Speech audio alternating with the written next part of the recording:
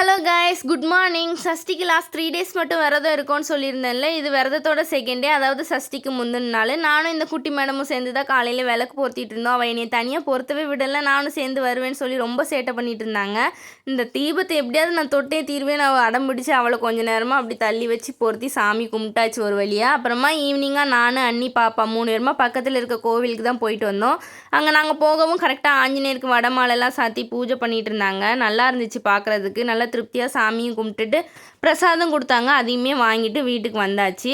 அப்புறமா Sunday market இருந்துச்சு இன்றைக்கி, அதனால் போய் வாங்கிட்டு வந்துடலான்னு சொல்லிட்டு நானும் என் ஹஸ்பண்டுமா மார்க்கெட் கிளம்பிட்டோம். போகிற வழியில் ரொம்ப டிராஃபிக், சண்டேனால ஈவினிங் வேறு ஆயிடுச்சு.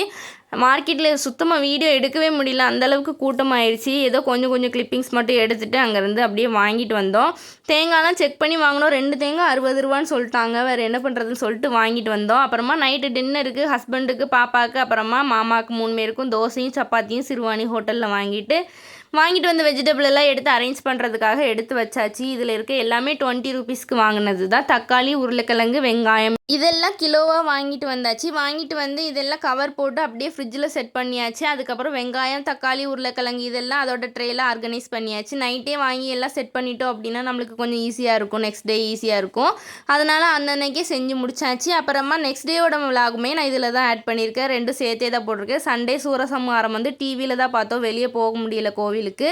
அதனால டிவியில் திருச்செந்தூரில் உள்ளது லைவ் போட்டிருந்தாங்க. அந்த சூரசம்ஹாரம் பார்த்துட்டு குளிச்சுட்டு விளக்கு பொறுத்த ரெடி ஆயாச்சு. சூரசம்ஹாரம் பார்க்கும்போது ரொம்ப நல்லா இருந்துச்சு. நேரில் பார்க்க முடியலையேன்ற சின்ன ஃபீல் தான். ஆனால் கூட்டத்தை பார்க்கும்போது நேரில் நம்மளால் போயிருக்கவே முடியாது. ஏன்னா 2 பாப்பாவையும் வச்சுட்டு போகிறது ரொம்ப கஷ்டம். அதனால டிவிலேயே எல்லாருமே பார்த்துட்டு சாமி கும்பிட்டுட்டோம் இதுலேயே. இதுக்கப்புறமா குளிச்சுட்டு வந்து மறுபடியும் இந்த குட்டி மேடம் வந்துட்டாங்க. தீபம் எனக்கு வேணும்னு சொல்லிவிட்டு அவள் கூட சேர்ந்து விளக்கு போத்துறது எனக்கு பெரிய டாஸ்க்காக இருக்குது. தீபம் காட்டிகிட்டு இருக்கப்போ அண்ணி செம காமெடி பண்ணிட்டாங்க. நான் சுற்றுறதை பார்த்துட்டு அவங்களே தெரியாமல் ஃபோனை சுற்றிக்கிட்டு இருக்கிறாங்க, வீடியோ எடுக்கிறது தெரியாமல். அதுக்கப்புறம் இப்போ தான் வீடியோ பார்க்கும்போது தான் எங்களுக்கே தெரிஞ்சிச்சு அண்ணி சேர்ந்து சுற்றி இருக்கிறாங்க அப்படின்னு. செம ஃபன்னாக இருந்துச்சு இதை பார்க்கும்போது.